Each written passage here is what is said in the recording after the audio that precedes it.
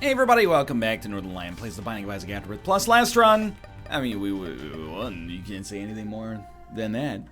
Started a little wonky, but got there in the end. This. Oh! What the? Oh, wow.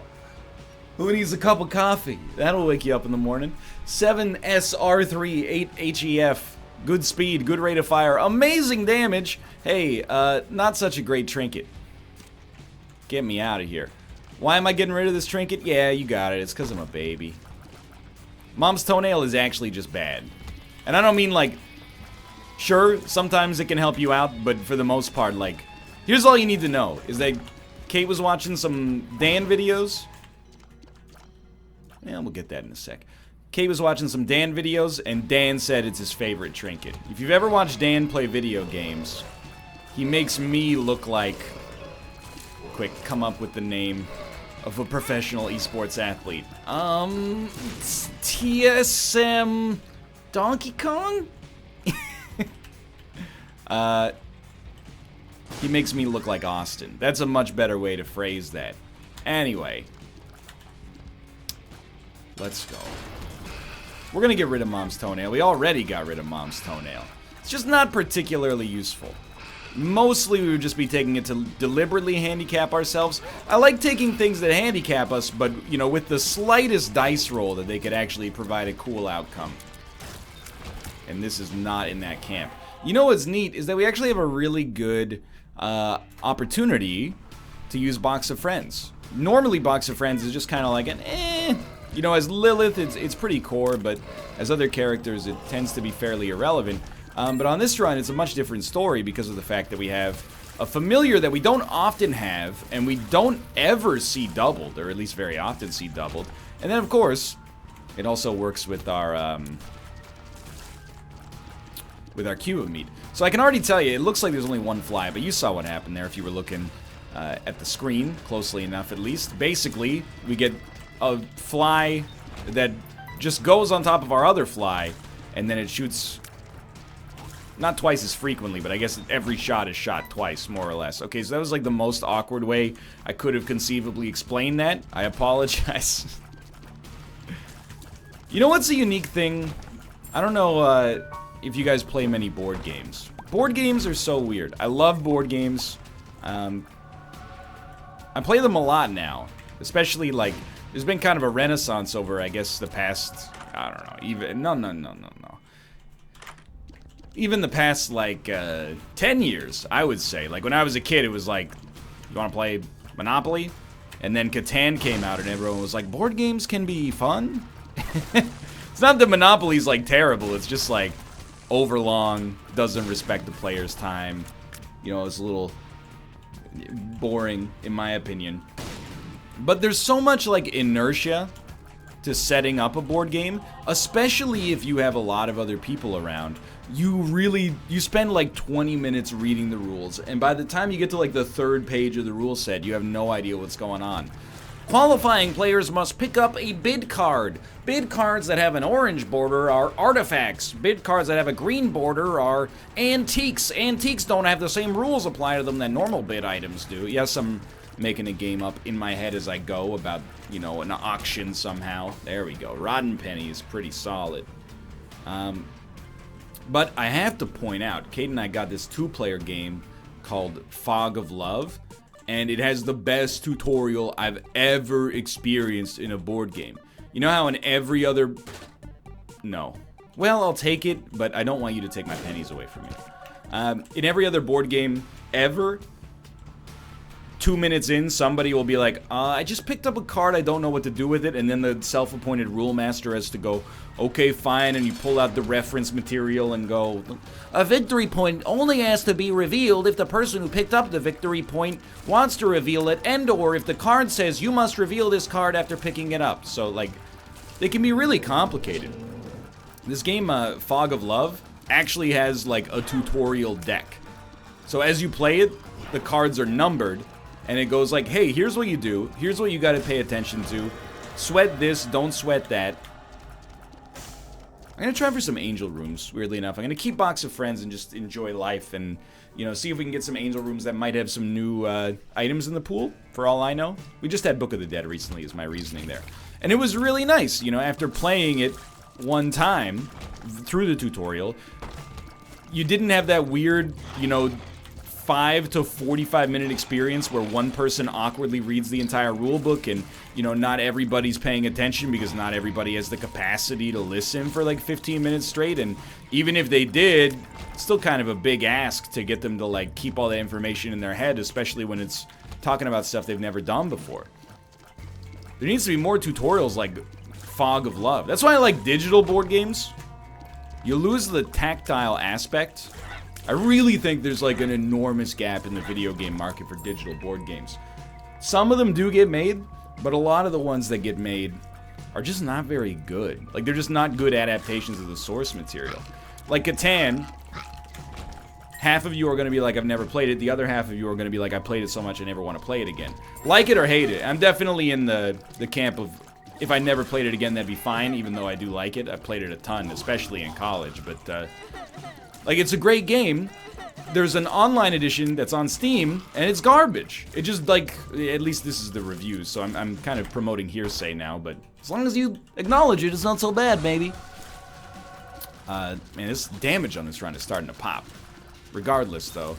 Like, there's no excuse for a Catan online edition, or at least PC edition, to be bad. The game's been out for so long, and it would be so cool to have a client that allows you to play it that isn't based in Tabletop Simulator.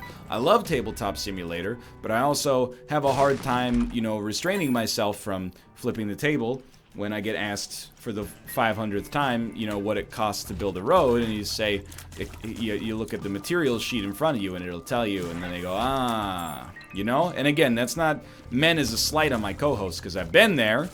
It's more just like, you know, I don't want to be the arbiter of that. I want the game to do it for me.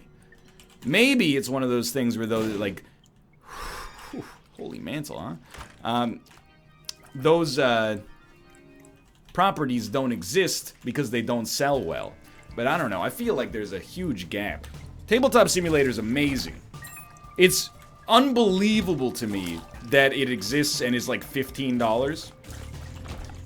And apparently it must be out of, what on earth is this sound? It must be out of control, customizable, because I know that Justin's show, U-Realms, uses like a middleware that plugs into Tabletop Simulator that they commission themselves. That's incredible, dude. So that's awesome. But I would just really like to be able to play Pandemic, you know, without having to explain the rules to 10 new people and just be like, what you do is, you know, whatever the game tells you to do, you interact with it piecemeal, and it's way less overwhelming. Plus, a lot of games, a lot of setup time, a lot of teardown time. Another board game I've been playing a lot recently that is a lot of fun is a game called Splendor. Doesn't have a tutorial as good as Fog of Love, but it's got a lot of things I like about it. One of them, you can play it competitively with 2 players, which is not that common. A lot of board games are definitely best experienced with more than 2 people. Like a 2-person game of Catan. I don't think you can do it. You probably could try, and I bet there's like a rules variant where you could try to make it work, but, you know, hey, you got any sheep? I'd really like sheep. Well, you're my competition, and you need sheep, so I'm not gonna give you sheep, or you're gonna have to pay through the nose for it. You know, it's really like the extra dynamics that go on there that make the competition multifaceted that make it more enjoyable. This is like a 9 luck up room. It's actually a 6 luck up room, but still, it's really, really good. But yeah, Splendor, it's 2-player. The setup and teardown are literally like a minute each. And then the actual game itself takes like 15 minutes. It's like that and Coup are just such good games because they're so fast. I really do like board games. I do think there's a place for like more simplified versions of them. Like, this is gonna sound, many people are gonna disagree with what I'm saying here, and you might indeed be correct. but I played a lot of Magic the Gathering. I think Magic is actually easy to learn the base mechanics of relative to other board games, you know? Oh, but what about, you know, multiple blocks and fetch lands, and what's the difference between exile and discard, and what's the difference between fetching a card and milling a card? You know, what's the Vancouver Mulligan? I know, it's also pretty complicated as far as, like, games go. It's not Go Fish, but, you know, I don't know how much, probably, like, within the past year, I've spent, like, 10 hours learning board games I played exactly one time.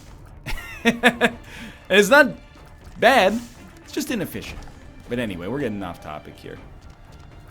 Another great board game, King of Tokyo. That's a classic, dude. Things are, again, games that are easy to learn. Not necessarily like, you know, are these the best games on the planet, but the best games to play with multiple people, I think. Something that's easy to pick up. You know, or something that allows you to pick it up by playing is also great. We're on like month 3 of our Pandemic Legacy campaign, and I swear to God, every single time that we play, we have to take like 15 minutes to reacquaint ourselves with the rules of the game. What's the difference between curing a disease and eradicating a disease? What do these stickers on Istanbul mean? And anyway, I digress. I'm just saying, I'm surprised there's not, and maybe there is, I mean, I don't know what's going on this side of the industry at all. I'm surprised there's not like a software company that's like, hey, we developed our own engine for porting board games onto PC and mobile, and we'll do your game for like 20 grand or something like that. If you give us the assets, we'll do your game real quick. And it'll work. Why don't you do it, NL? Because I don't have the expertise yet, okay? I'm a selfless person. I'm giving you the keys to the kingdom. I think this is an idea that you could use for yourself to make upwards of even minimum wage. If it takes off. It could also be a colossal waste of your time. But I'm not saving this idea for myself. You can have it. And if it works for you, by all means, I'll just sue you later and take my share. That's a joke, maybe. Book of Revelations. I did get rid of Box of Friends in order to take Tammy's head. You know why I got rid of Box of Friends in order to take Tammy's head? Because Box of Friends is not as good as Tammy's head. Sorry to tell you. Tammy's head is in that great and beautiful intersection where it's more fun. Have we been here? We didn't go here. Ooh. Well, it was well worth it anyway.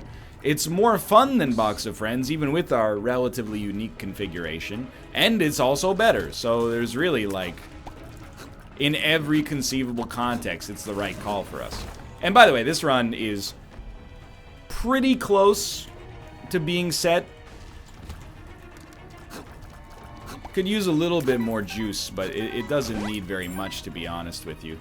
We'll probably end up fighting Mega Satan on this. Well, there's a decent chance we'll end up fighting Mega Satan on this one. Let's put it that way. Hey, get out of here.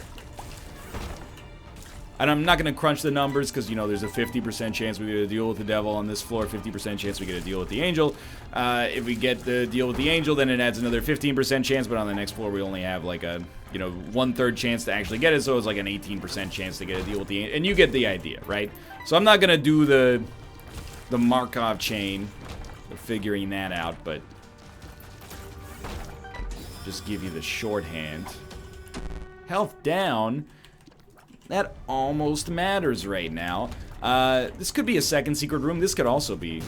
And it was a second secret room. Fantastic. I would love to get Sack of Pennies to give us, like, a really strange version of Rotten Baby, where we're generating flies pretty much every single room. Because we did gulp Rotten Penny, to the best of my memory. That's why we're getting flies whenever we get a penny. So... any means that we could get to pick up more pennies is extremely good. So a Humbling Bundle would also fit nicely.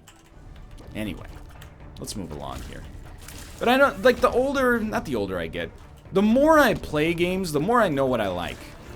You know, so I never try to push my ideals onto other people for what I think like games should be.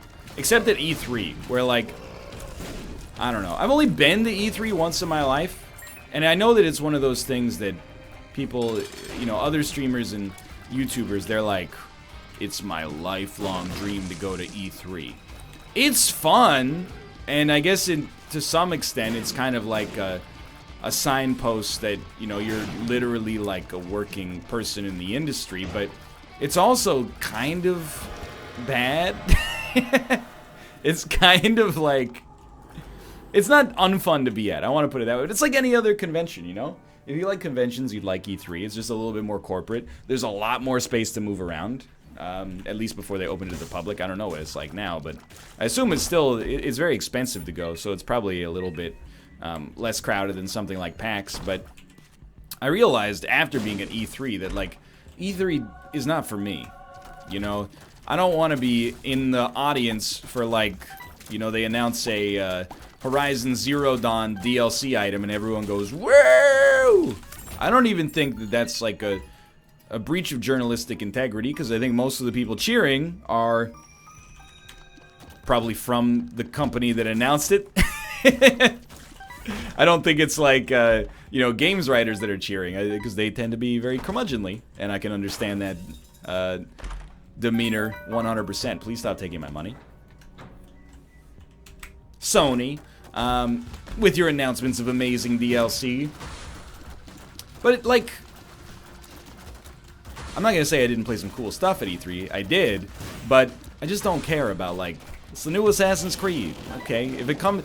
The thing is, even if it came out and people were like, this is the greatest game that has ever been made. It's not the best Assassin's Creed game. It's head over heels like the best game that's ever been made. Full stop, objectively. You can even get subjectivity out of it.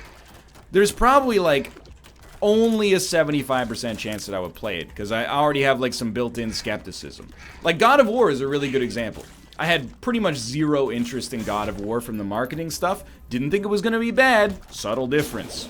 I was like, you know, I've never played any of the other God of War games, so it's gonna take a lot for this one to appeal to me. And then when it came out, every outlet on Earth was like, this is one of the best games of this generation. And I was like, you know what? That'll do. You got me. But if it comes out and it's like, it's pretty good, I'm like, I'm not gonna play it. You know what I'll play that's pretty good? Any roguelite. That's me. I need to go to, like, a roguelite con.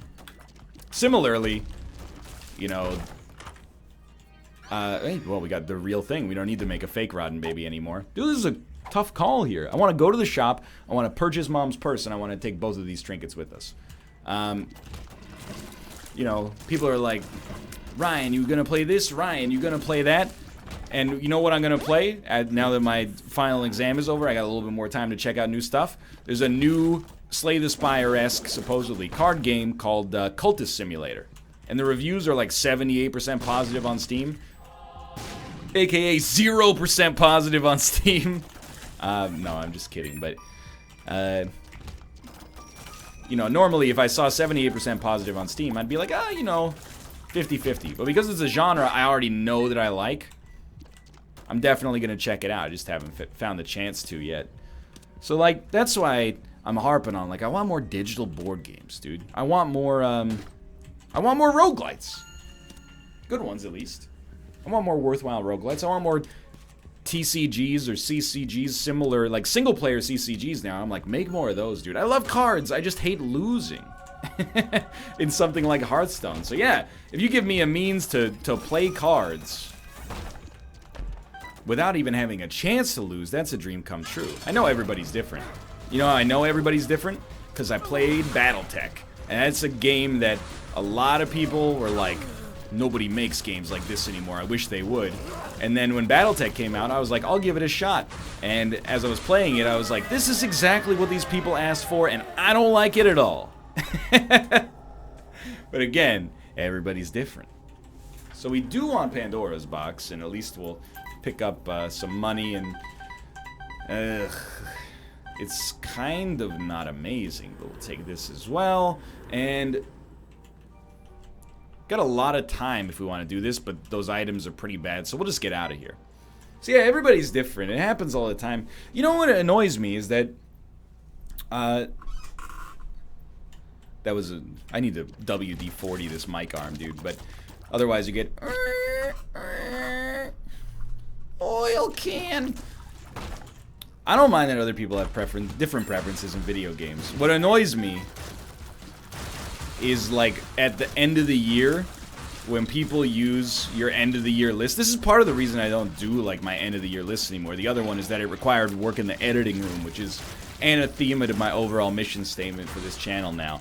That was half a joke. Anyway, they use it as, like, an opportunity to judge your gamer cred. You know, they'll be like... I remember very famously, there's this website, it's been around for like 300 years, and in 2015, I think it was, they said that The Crew was their favorite PC game of 2015. And it got posted to some corners of the internet. People go, look at this website. They gave it to The Crew. What's up with that? They didn't give it to the game that everybody else gave it to. Are they stupid? It happened like crazy with Zelda to some extent as well, last year. People would, like, almost police your website. I know it's, like, people who tend to be on the younger side, but it's still annoying either way, because, you know, there's no way to tell if somebody's 22 or 12 just from their Twitter avatar, unless it's, like, a hedgehog, in which case you go, alright, we're dealing with somebody on the younger side of the spectrum here. If you can't laugh at that, then you are truly lost, okay? That's all I'm gonna say about that. So, like, a good example, and I'm very happy, this is not an example of people being rude to me, this is an example of people being nice to me. On Roundtable, the podcast that we do, every month we do, like, a game of the month. And, for May, I said that my game of the month was Super Mega Baseball 2. And I just want to point out, if you're saying, Super Mega Baseball 2? You ever hear of a little game called God of War? I'm gonna reroll my whole run, by the way. Then you don't even know what you're getting mad about, because that came out in April.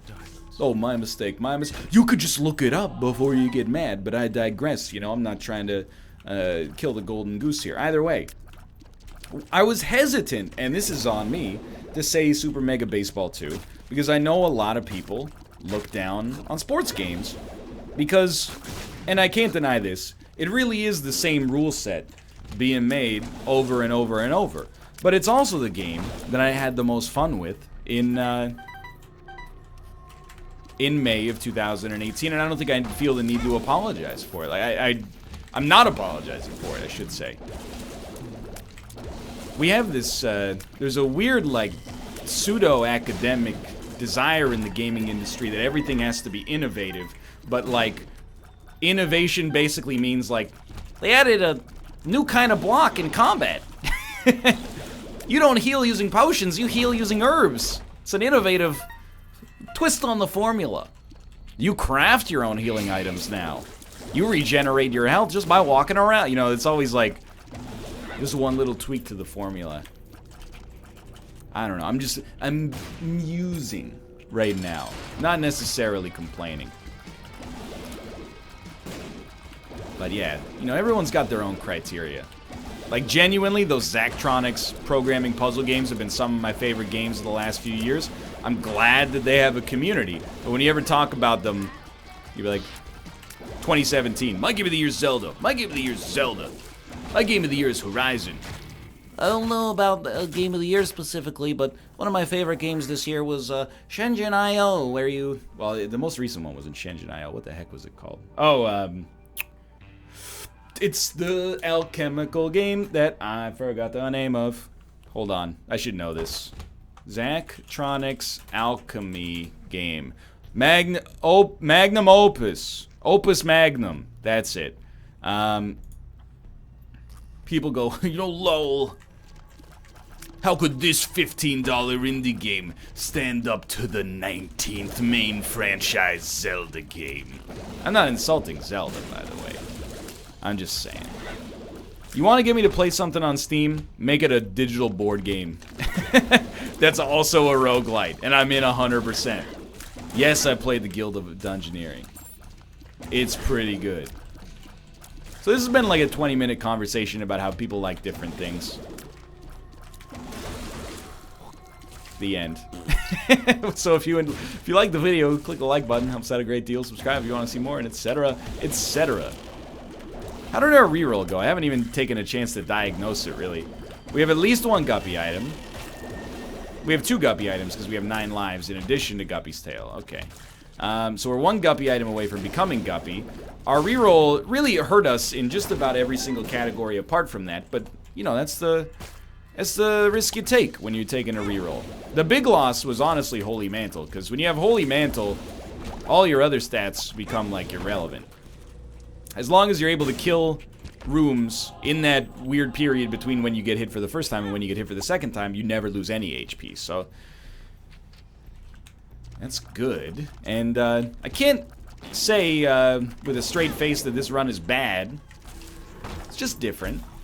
It is worse, that's for sure. How can you say it's worse, NL? I thought different people like different... Okay, but, like, there's objective measurements here, though. You know what I've been seeing a lot of is, like, there's been this Twitter thread that's been going around. And it's like, unpopular opinions, video game edition. And I'm like, most of these unpopular opinions are not necessarily that unpopular. Like, I see tweets like, unpopular opinion. I don't care if they ever make another Assassin's Creed game. And I'm like, I thought that was the... I thought that was the norm opinion. I thought that might be the most popular opinion. And I guess it's like anytime I see a tweet that's cynical, I kind of resonate with it more. I resonate with it. You know, as I'm prone to slip into a Brooklyn accent and such. But what annoyed me about that thread, because obviously everything on the internet annoys me, except for pictures of cats, which for the most part I'm like, yeah, you got me, okay? Was that people were using it almost exclusively as a chance to be, dare I say derisively, edgelords. Nobody, very few people, I did see some, were using it as an opinion, or as an option, an opportunity, let's say, to be nice about games that people didn't really like that much en masse. So a lot of the unpopular opinions were like, this sacred franchise, I don't think it's quite as good as everybody else does. Don't at me. Okay, muting this conversation, the replies are ridiculous.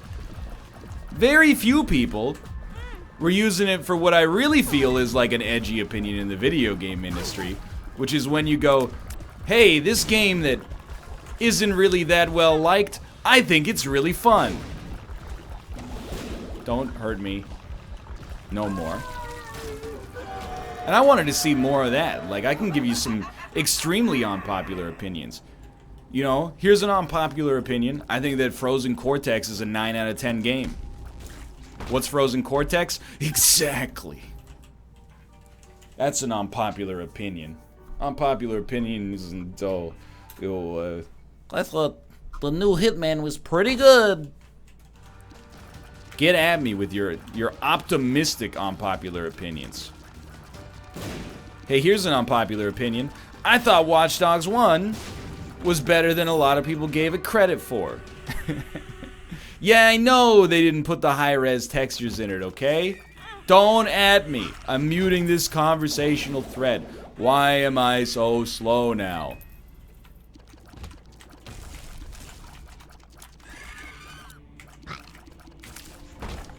Please.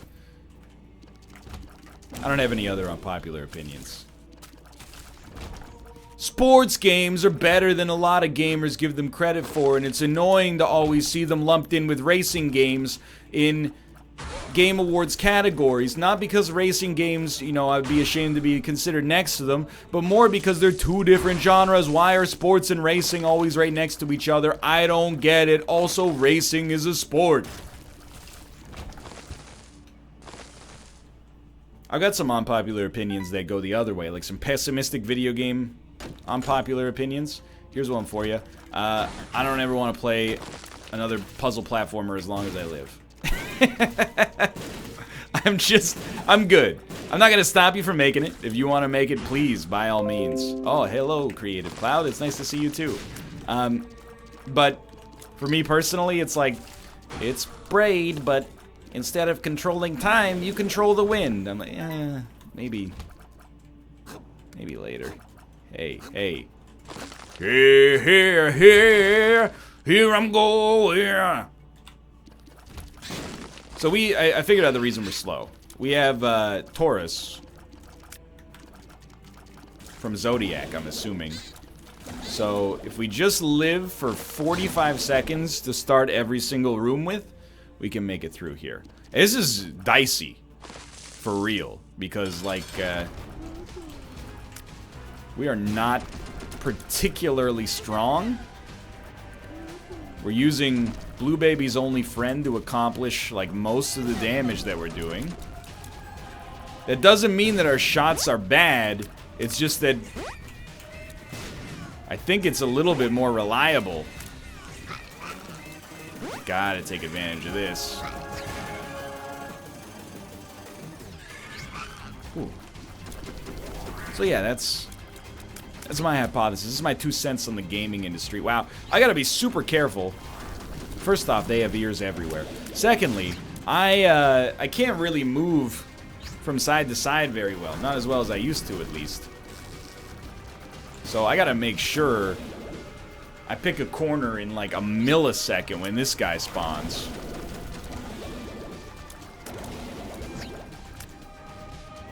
Like that almost got us right there. And I don't mean like 1 second later we would have been hit. I mean like a half of a millisecond later we would have been hit. Please, Lord, at least roll me into better speed somehow. Give me Ares and take away Taurus. 0.8 speed. You know. Can't win them all. Dude, so Shears is awesome. Everything else, I don't know. It turns out this one's going to be surprisingly tight as we get to the end. I'm definitely getting hit there. Please don't.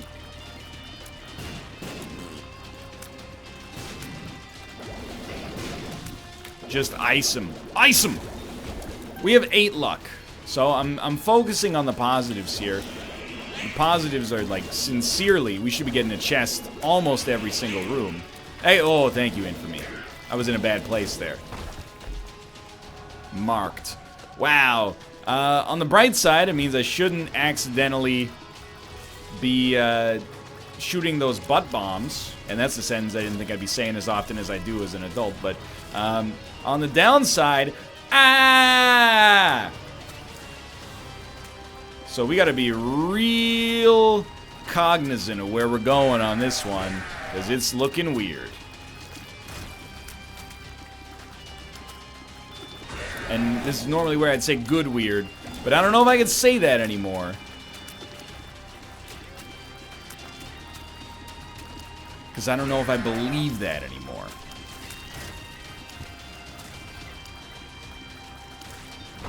There is a chest. Speed, please. Fire Mind. Probably just about the worst item I could fathom right now. 100% sincerely. There might be worse, like the classic example is soy milk, but I'm just being real with you. I think soy milk is a lot less dangerous than Fire Mind for us.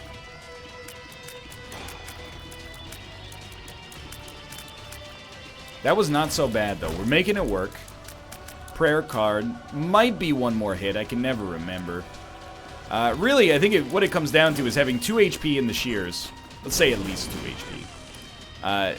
And the shears for our boss fight. If we have 2 HP in shears for our boss fight, we should win 100%. I know we have many, many lives. And we do have a spirit heart way back there I didn't pick up.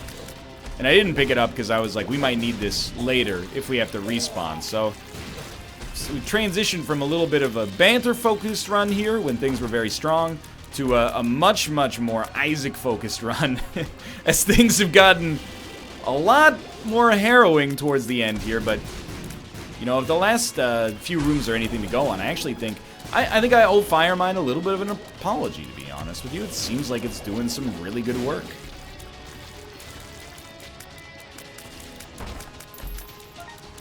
The mulligan. That's extremely great. Now we can fly.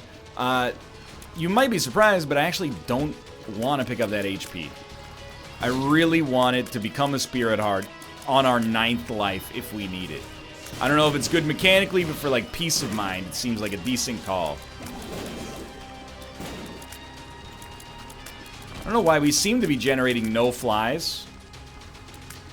Kind of thought that was part of the deal, is like we would get some flies instead. This is actually a tough room for us. Keep these enemies as far away as possible.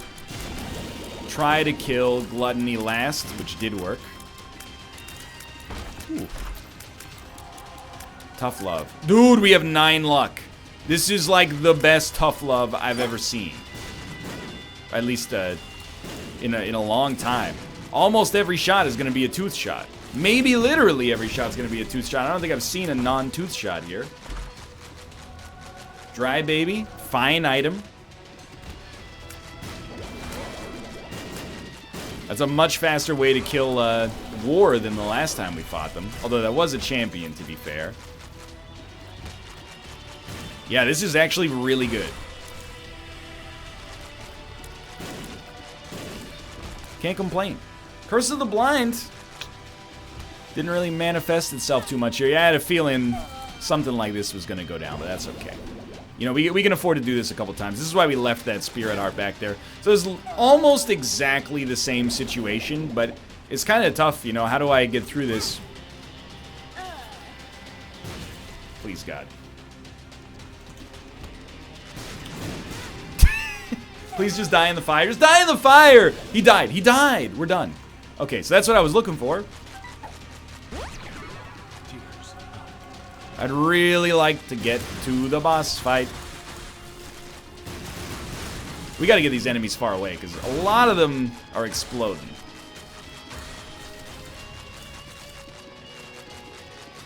There's still one whole Teratomo over here? This run is actually starting to make me upset, because I'm like, we lost a run? We can win with this one, and yet we lost a run to ruin our streak? The one that we lost, it was incendiary, just like this one, but... You know what? I'll check it. Didn't have to be like that. That was Mom's pad, that's right. Friendly ball. Wow, not what I was looking for, really. Get these for flies. So the next step is like sincerely just keep him as far away from you as possible. And he's dead.